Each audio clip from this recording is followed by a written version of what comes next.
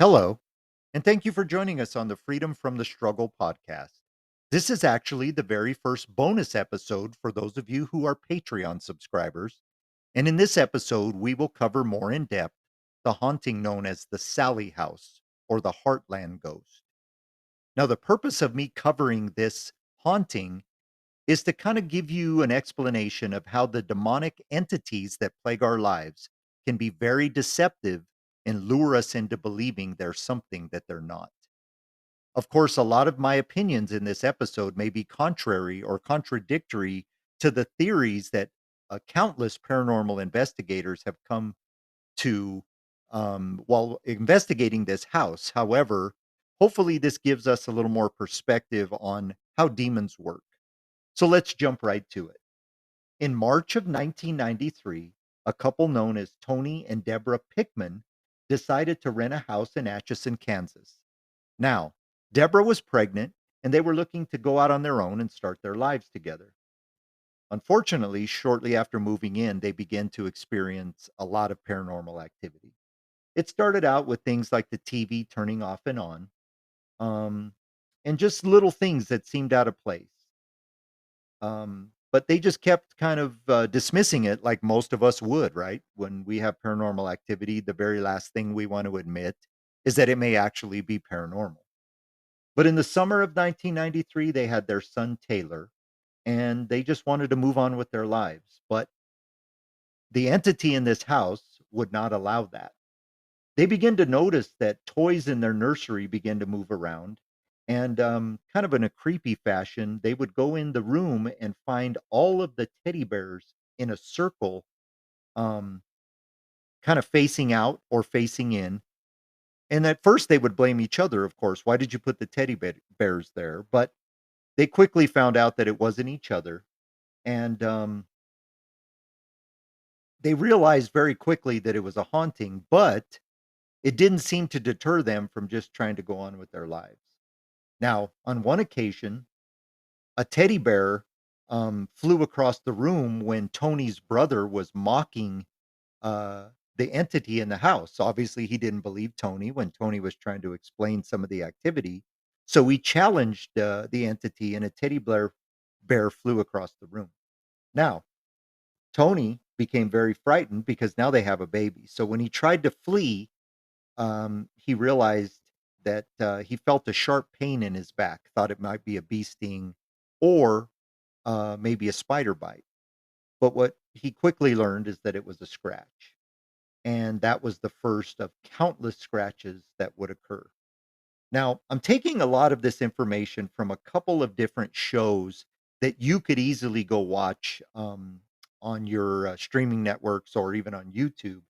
And there is a show called A Haunting, and that would be basically, I think it's season two, episode four. You'd have to look that up, but it would definitely say the Sallie House or the Ghost of Sally. Now, in this episode, they discussed that the Pickmans decided to reach out to a psychic medium by the name of Barbara. And when Barbara came to the house, she identified what she called the ghost of a little 7-year-old girl named Sally. So the family quickly adopted this philosophy, and actually, Deb Pigman considered the ghost very harmless and almost sweet. Tony wasn't sure, of course, because he was getting scratched, and it kind of didn't make sense to him why the ghost of a little girl would be scratching him, but he kind of rolled with it. Um, and so they kind of just went on with their lives, trying to ignore some of this paranormal activity, but it had ramped up quite a bit. They would take photos, and the photos would have anomalies in them. Definitely looked like entities on the stairway by the Christmas tree. And these are all photos that you could research very quickly online.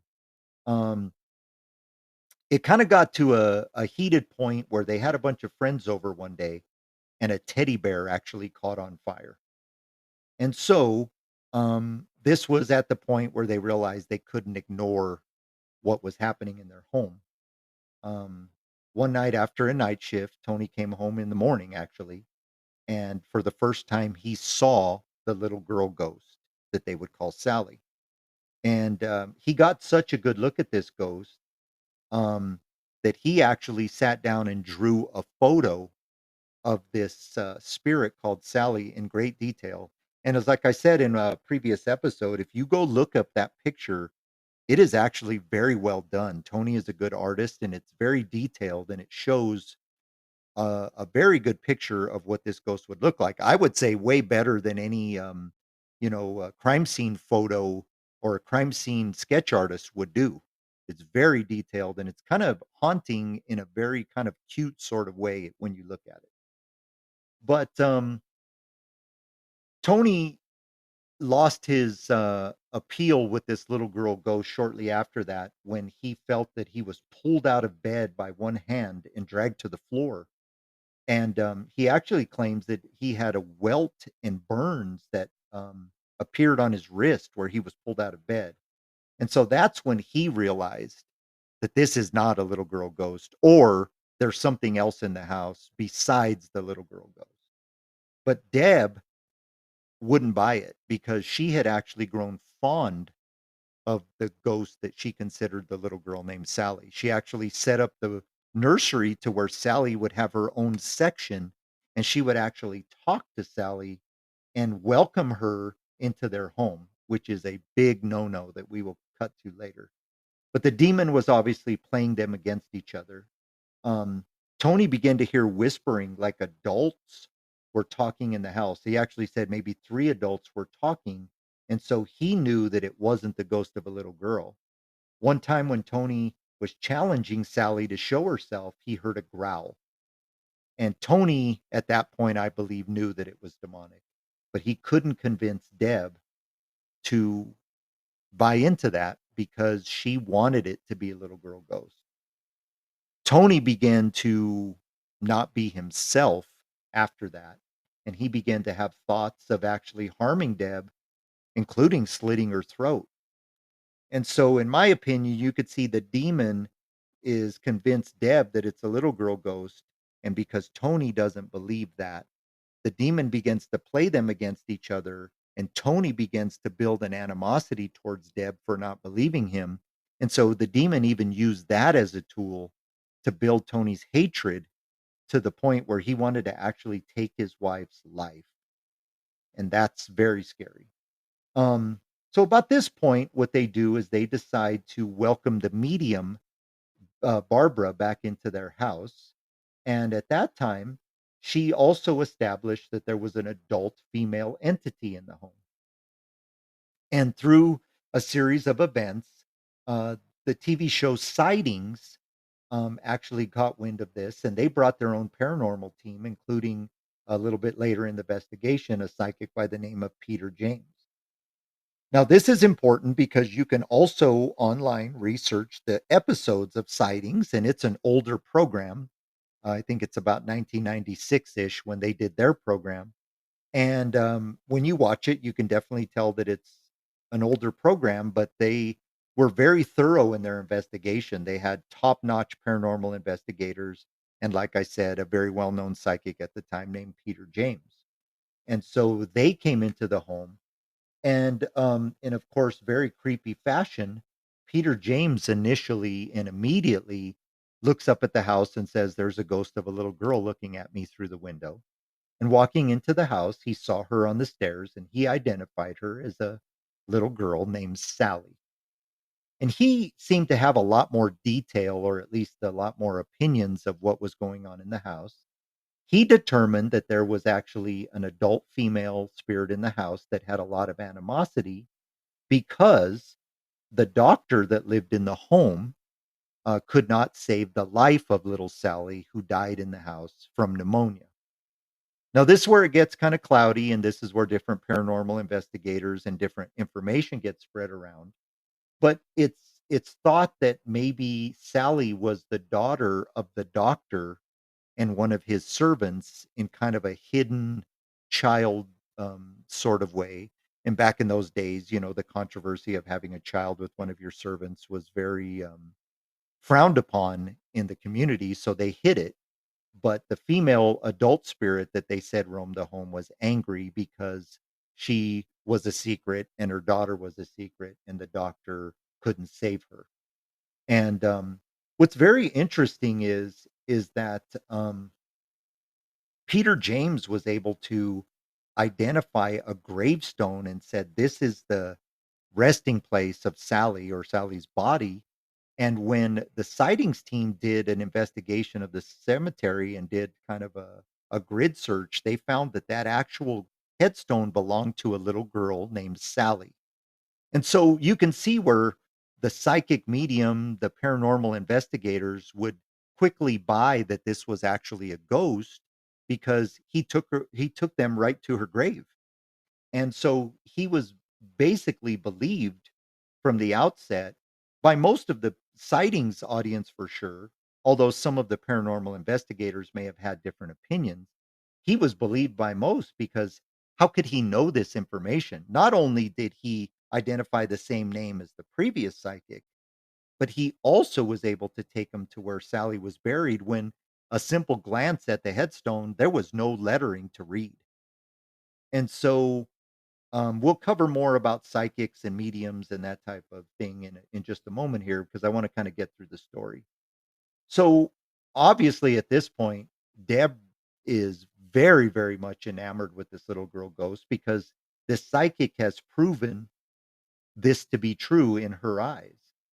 And more importantly, a lot of the paranormal investigators at the time, a paranormal investigator with the last name of Rober, actually believed that um, the scratches and the things that were going on the house could best be explained by psychokinesis that was actually coming from within Tony. So he believed that the scratches were real and that they weren't a hoax, but he believed that Tony was actually manifesting the scratches, that he was manifesting the teddy bears being moved around the house and all of the other paranormal events. Um, and so this is kind of what the family believed. The sightings team actually interviewed a former resident who said that her daughter, when living in the house, had an imaginary friend named Sally. Another previous tenant said that a fire broke out in the same room that Deb and Tony had made into their son's nursery. And that previous tenant said her brothers lived in that room at the time, but there was a spontaneous fire that occurred out of nowhere. And so the family basically decided that it was time to move out when Tony disclosed to Deb that he had these horrible feelings towards her and that he was actually afraid that if they didn't move out, that he would actually harm her according to what um, he felt the spirit was telling him and his own anger and emotions couldn't control. And so they moved out of the house, and the sightings episode actually ends that there's another family that moved in and saw no issues, at least at that time. But if you do kind of a little history of the house after that time, the house never really sat, or the house sat vacant most of the time because people would move in and out. And actually, the house is vacant to this day. There's somebody there who kind of allows ghost hunting and stuff like that to occur. But the house doesn't really seem to be habitable. Um, because there's something going on there. And so the house is older and run down, so that could also be part of it. To be fair and not be so biased, but obviously something went on in the house. Now I'm going to cover that in a minute, but the first thing I want to say is when you watch these episodes, especially the sightings episode, no one really mentions God, and there's a Franciscan monk that they bring in who actually blamed ghosts. He gave no real biblical explanation of any of this besides alluding to the fact that there might be ghosts in the Bible, which we've discussed. But he definitely offered no spiritual help. So it was almost believed, even by this Franciscan monk, that this is simply a haunting and that these ghosts kind of have some sort of domain over the house. Now, I'm going to make a very bold statement that you'll hear me say throughout the podcast if you continue to listen. And people will want to fight me in the street for this one, but I'll stand my ground. People are haunted, places are not haunted. Let me say that again. Houses structures, buildings are not haunted. People are haunted. Now let's take a look at this story and maybe that'll put it in light of many other stories. Well, in this particular house, Mr. Corelli, there was a haunting, and when the next family moved in, the haunting continued. Again, places aren't haunted, people are. Now, let me give you a glimpse into the spirit realm, or at least ask you to kind of try to glance into the spirit realm. There are entities everywhere all the time. As I sit here recording this podcast, there are probably angels and demons fighting it out on what they want me to say and what they don't want me to say. Um, does that mean my house is haunted? No. It just simply means that there are entities that are occupying this space. And if a residence or a structure had a lot of negative activity and then the family left and the entities had no permission to follow them, that doesn't mean that the entities can't just occupy that space for a time, and then a family moves into that space and those entities are looking for another family or person to attach to. But that doesn't mean that the structure is haunted. There are entities everywhere all the time looking to attach or looking to attack inhabitants, residents, tenants, homeowners, or even just passerbys. So we can't look at the Sallie House as a haunted house, in my opinion, although that's what they will label it. It may be a place where, for some reason, there is a portal that is opened and entities could flow through there very quickly. And in this particular case, we learn that there was actually somebody who came into the house after the Pickmans left and performed occultic ceremonies in the basement, including painting a pentagram on the floor. Now, what that would tell me is there was energies in the house that this occultist or witch, or I'm not sure exactly what she would call herself, but she came in to harness that energy to try to use it for some purpose. And so she recognized the house as what I always call a battery, or the entities there as a battery for her to use for whatever purpose she chose to use them for. Um, and so she recognized that space, what I would consider as a portal, and tried to use that for her purposes. Now, because houses aren't haunted and people are, some families might move into the house and not experience anything because they don't have all that negative energy to feed those entities. And so they'll simply move on somewhere else. But they may check back from time to time, especially if it's a portal, or new entities may come and they may attach to the next family who moved in. And so one family may experience a quote unquote haunting. The next family may live there for 5 years and experience nothing. And then the next family after them may move in and have the worst haunting of them all. But that does not mean the structure is haunted. It just means that there may be a portal, or entities may check in from time to time because of the negative history of the place in order to find some more energy to feed on. And so I want to kind of beat this point home because we look at this house and so many professionals, including the Ghost Adventures crew, who's one of the most well known, they investigated the house and had a ton of different experiences there. And you can watch that episode as well. But they had so much activity there that anybody who's in this paranormal realm would say that house is haunted. But my question to you is, if there's a portal there and a paranormal team shows up to taunt or to entice, um, what they would call kind of a challenge, if you will, to have the spirits manifest, they might get exactly what they're looking for. But why I always beat this point home about places not being haunted, people are, is because who cares if a place is haunted? If an empty house has 1,000 demonic spirits living in it and nobody's there, who cares? That's their business. What I care about is people. And what I care about is entities attaching to people and trying to destroy them. So there's kind of a philosophy that I want to kind of have you look at in terms of paranormal investigations. Now, I'm not here to bash anybody who investigates paranormal hotspots or paranormal activity.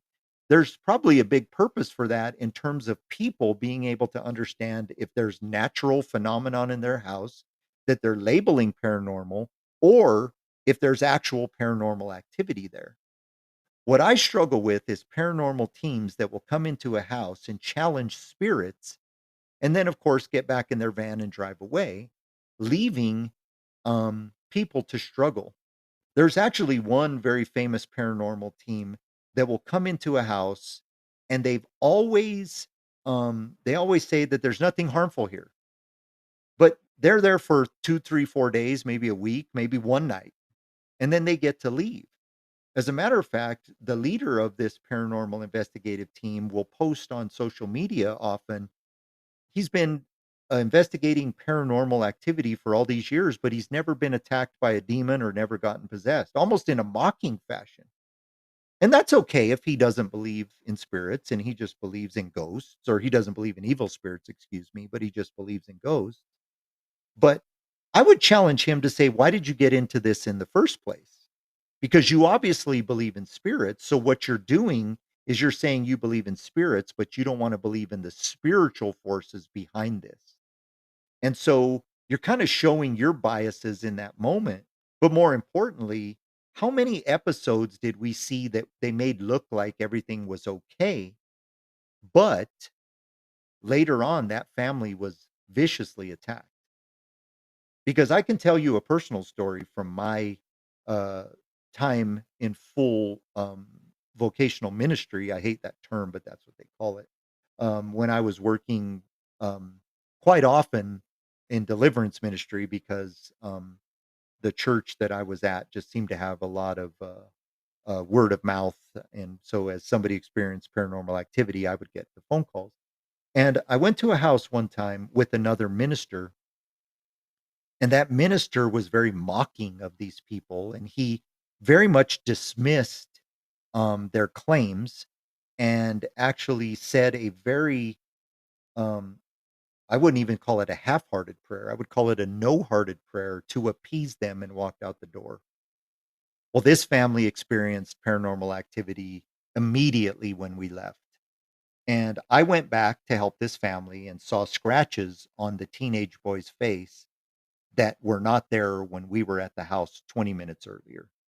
And I saw so much paranormal activity just in one evening in this house that I could probably write 3 horror movies about.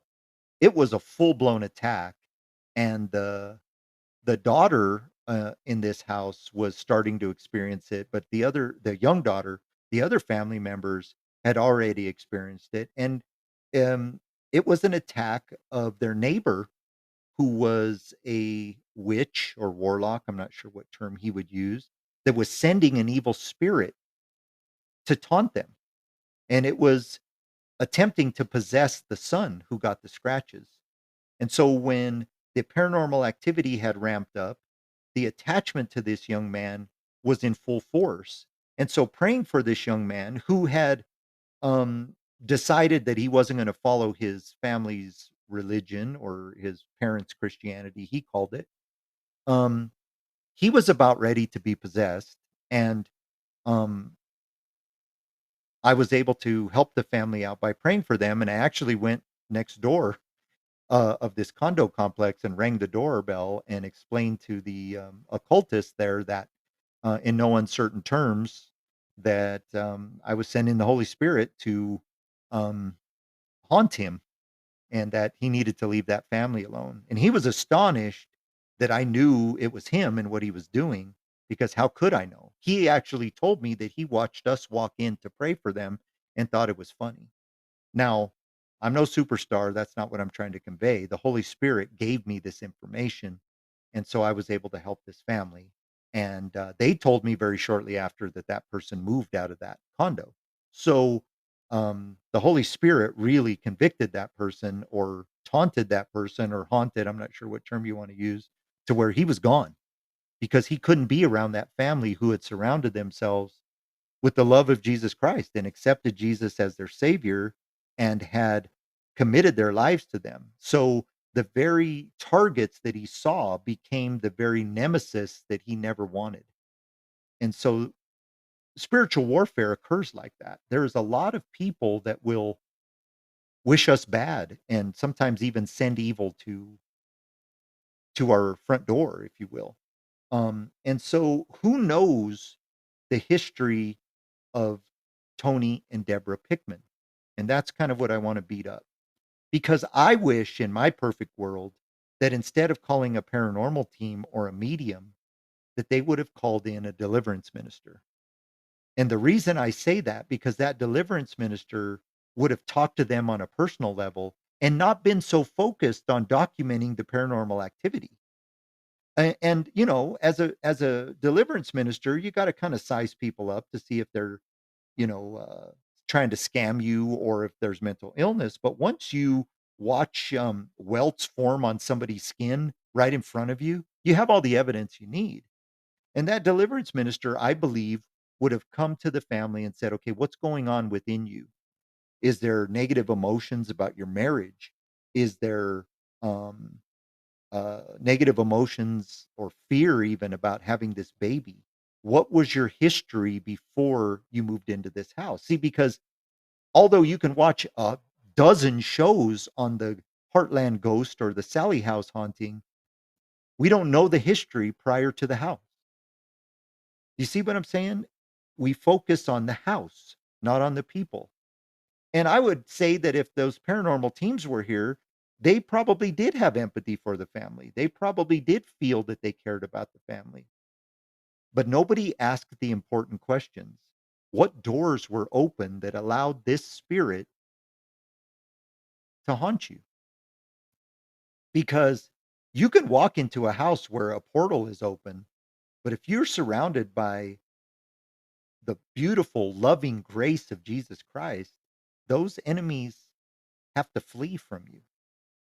And so let's kind of let's kind of focus on what those questions would have been. Tony, do you have anything going on in your life that you feel would exhibit negative emotions?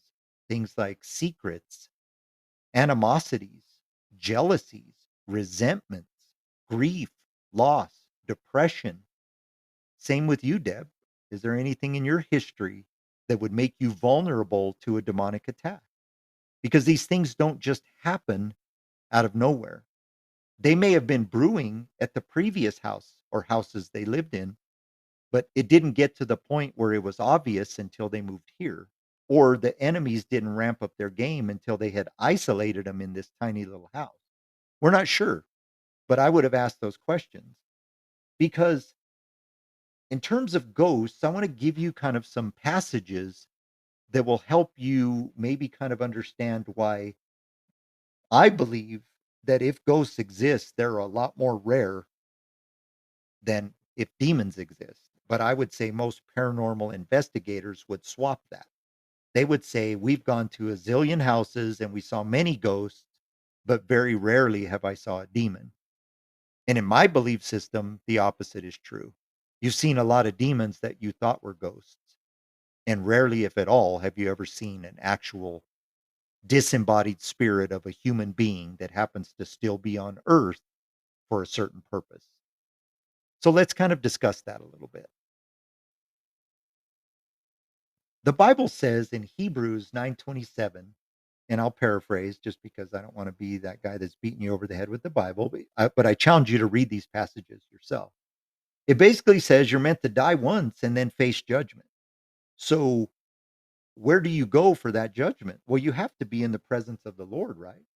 Then you go to Second Corinthians 5:8, and it says to basically to be absent of the body is to be present with the Lord. So that tells me that that judgment occurs very quickly.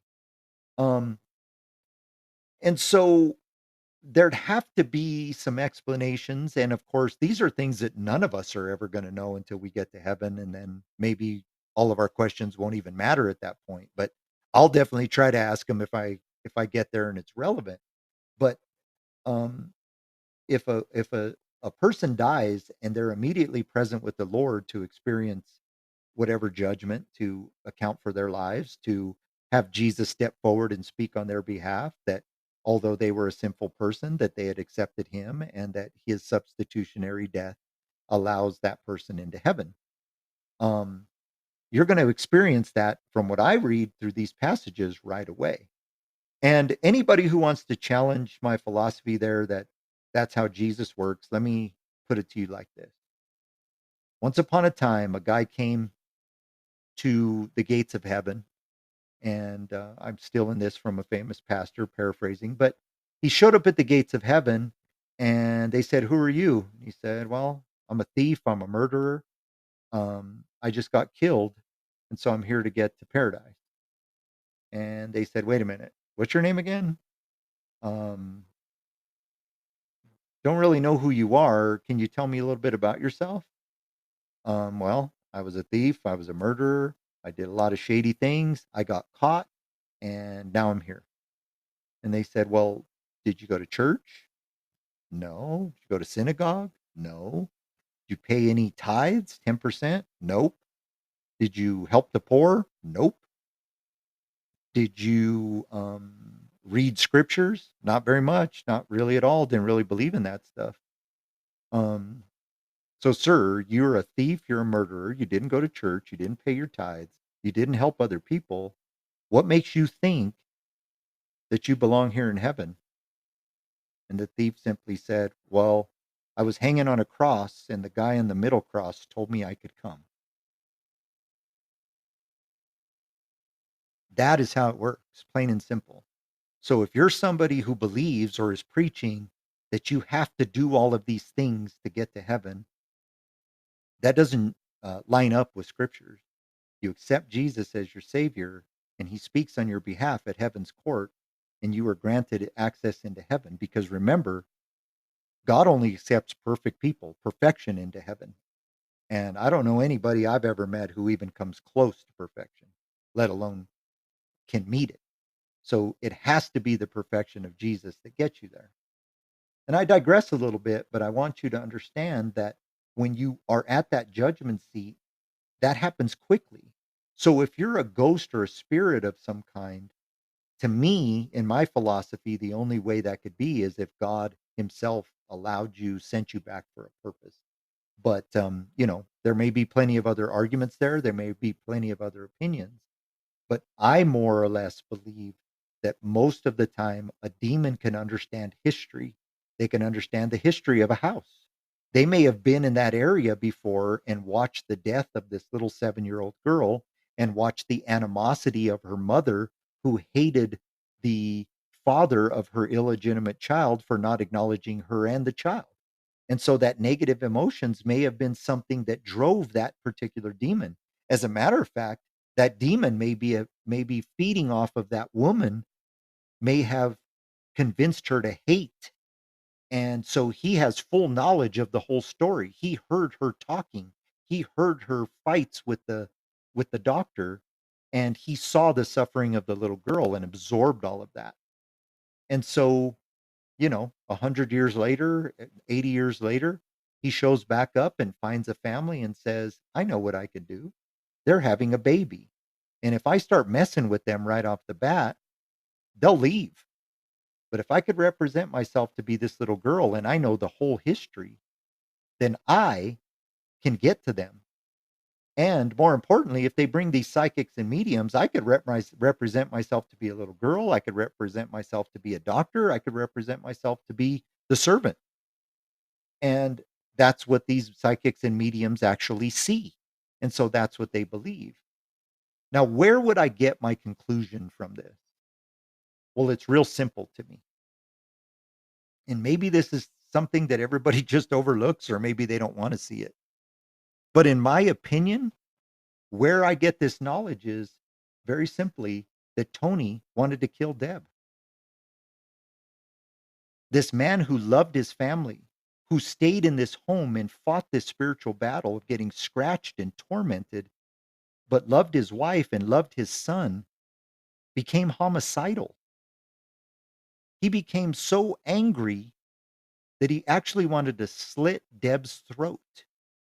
Does that sound like the ghost of a little girl or of a um, female spirit? You can argue and say maybe the female spirit was so angry at her life that she wanted through Tony to lash out at other people. But in reality, you would think the adult female spirit would have more sympathy towards Deb instead of inspiring Tony to kill her. When you look at this practically, it's real simple. If Tony is under the influence of a spirit, it is an evil spirit that wanted him to take the life of the person he loved the most. That doesn't sound like a ghost to me, but that absolutely sounds like a demon to me. And so, as I kind of try to wrap up this bonus episode, I want to challenge you. If you're somebody who's experienced a demonic attack, you understand that you become out of character. The people around you become out of character. You begin to fight amongst each other when you used to get along. People that you love, you develop a hatred and a distrust for. And then when you struggled through it and found your way out of that, you realized that wasn't a ghost. That was demonic. That was evil incarnate. Um, or evil that once was incarnate that is trying to get back into a body or trying to destroy people or all of the things that a evil spirit or a demonic spirit would want to do. If there's a ghost of a little girl in a home, it's not going to scratch you. And the arguments are, well, ghosts can't communicate, so they do things to try to get your attention. That only works so far, people. If a ghost is scratching you to the point where you're welted and bleeding, that's not getting your attention. That's an attack. Even your own logic would say, if I were a ghost and I'm trying to communicate, I would be willing to do a lot of things, knock things off the shelf, arrange the refrigerator magnets to give a message. But am I truly going to attack people if I'm trying to um, do my unfinished business? I just don't think people would go that far. But even if the scratches were an attempt, you cannot deny the fact that the ultimate goal of this entity was for Tony to kill his wife. That's demonic, plain and simple. You take any man on this planet who commits a murder against his spouse or a murder suicide, there was a demon involved. That person is accountable. They made their choices and they decided to listen to the voice of that entity. So they deserve any punishment they get, but there was an influence. And I, for one, am thankful that Tony, who, if you watch in some of the later episodes and on some of the paranormal shows where he's interviewed, he confesses the love of God. And I believe because he had a faith, he fought off the voices, moved out of the house, and, you know, preserved his family. But if he didn't have that faith, what would have happened? And so, as I conclude this, with this haunting and many others, use this as a blueprint. If you're watching a paranormal investigation, what are the people claiming happens? I don't think it would be a good paranormal show if somebody said, this ghost brings me flowers every day and writes me a little message and says, I love you. And nothing bad has ever happened. Sometimes when I can't find my keys, the ghost will put them on the table and leaves me little messages in the frozen, condensation on a window that says, have a great day. Would people even want to see that? No. These entities are trying to infiltrate. They're trying to gain permissions. They're trying to get in. And even if you watch a show where it was um, pleasant at first, it always seems to devolve into chaos. That is demonic. That is the MO of demonic entities. They find a way in so they can kill, steal, and destroy. And so in this haunting, thank God that Tony moved forward with his life by accepting the grace of God, moving out of the situation, and finding peace. And I just hope that in future um, in the future of our country and in the future of paranormal investigations that more deliverance ministers will begin to take the stage, not in a way to gain notoriety, not at all, but in a way to offer people true help, not just evidence of a haunting, but true help that will bring them peace. So thanks for joining me on this very first bonus episode. We're going to be putting one of these out every month. So if you're a Patreon subscriber at that $5 level, I thank you so much for your support and be looking for the next episode. In the meantime, thanks for joining us and may God bless you and give you peace.